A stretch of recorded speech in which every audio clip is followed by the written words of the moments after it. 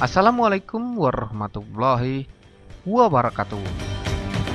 Pertempuran Al-Mansyurah adalah sebuah pertempuran yang berlangsung dari 8 sampai 11 Februari 1250 antara tentara salib yang dipimpin oleh Louis ke-9 Raja Prancis dan pasukan Ayyubiyah pimpinan Emir Fakhr ad-Din Yusuf, Faris ad-Din Aktai dan Baibar al-Bundukdari.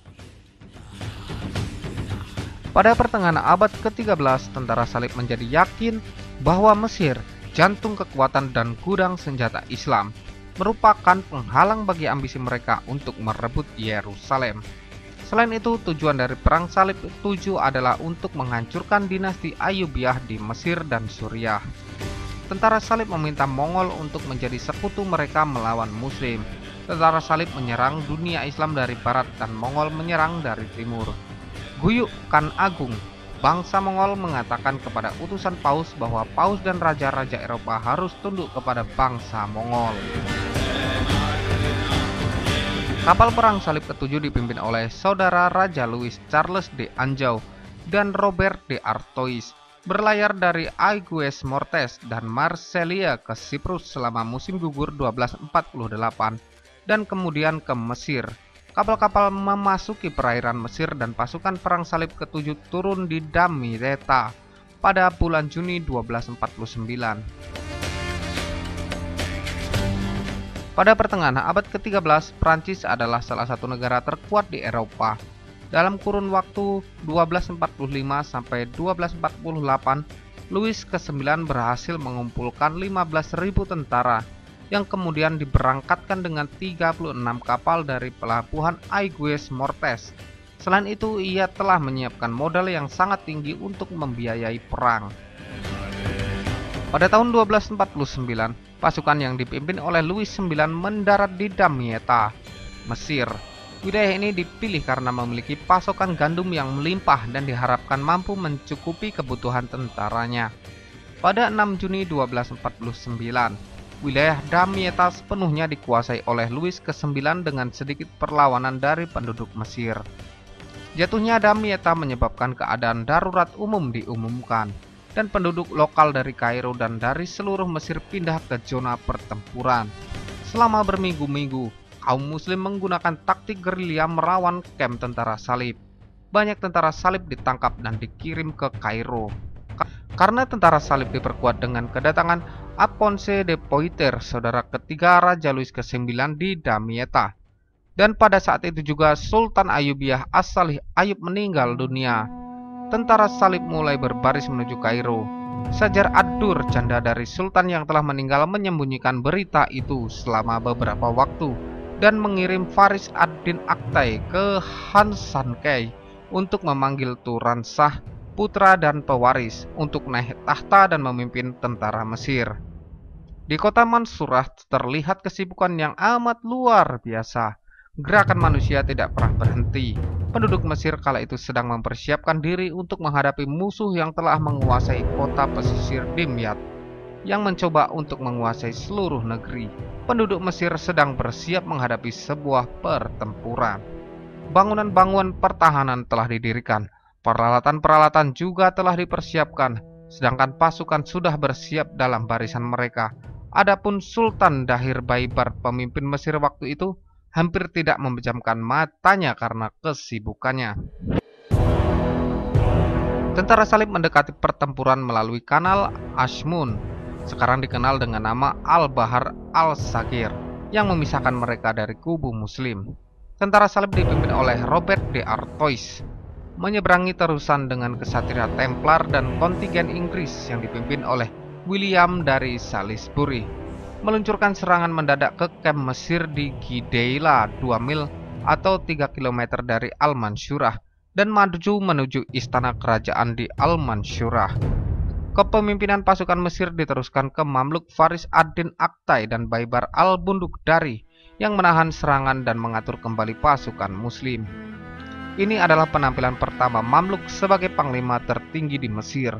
Sajar al-Dur yang memiliki kendali penuh atas Mesir setuju dengan rencana Baibar untuk mempertahankan Al-Mansyurah.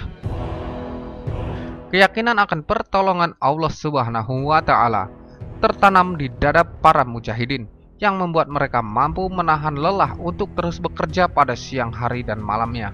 Hal ini bukanlah perkara mudah, karena sebagian dari mereka adalah warga sipil, sedangkan tentara jumlahnya terbatas. Di sisi lain, Louis ke-9, penguasa Prancis, sedang memimpin pasukan salib yang bertekad untuk menghancurkan Arab dan Islam melalui perang pamungkas di Al-Mansyurah. Mereka bergerak sampai tepi perbatasan kota Al-Mansyurah, bahkan telah menguasai sebagian dari wilayahnya. Baibar memerintahkan gerbang kota dibuka untuk membiarkan tentara salib memasuki kota. Tentara salib bergegas masuk, mengira kota itu sepi, hanya untuk menemukan diri mereka terperangkap di dalam. Tentara salib dikepung dari segala arah oleh pasukan Mesir dan penduduk setempat, dan mereka mengalami kerugian besar. Robert dari Artois yang berlindung di sebuah rumah, dan William dari Salisbury, keduanya tewas bersama dengan sebagian besar ksatria Templar. Hanya 5 ksatria Templar yang lolos hidup-hidup. Tentara salib mundur ke kamp mereka dalam kekacauan.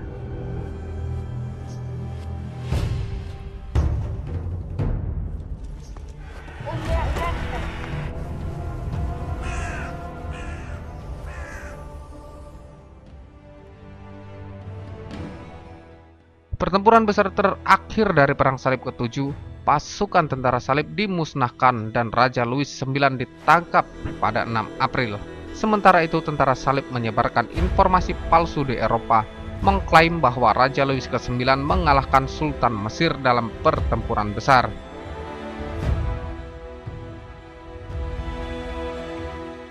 Pasukan salib tidak berhasil menaklukkan Mesir karena pada Februari 1250 mereka mengalami kekalahan dalam pertempuran Al-Mansyurah. Salah satu dari komandan Ayyubiyah selama pertempuran tersebut adalah Baibar, dan ini adalah kemenangan besar pertamanya sebagai komandan militer.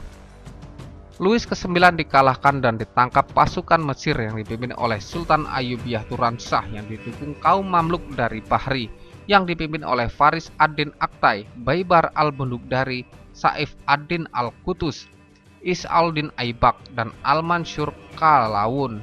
Sekitar 800.000 bezan atau mata uang emas pada abad pertengahan dibayarkan sebagai uang tebusan untuk membebaskan Raja Prancis itu.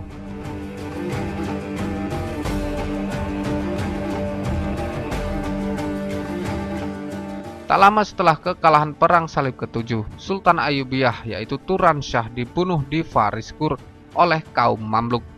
Mereka yang membela Al-Mansyurah dan mencegah Louis ke-9 maju ke Kairo, kemudian menjadi kekuatan penguasa di Mesir, mengakhiri kekuasaan Ayyubiyah di negara itu.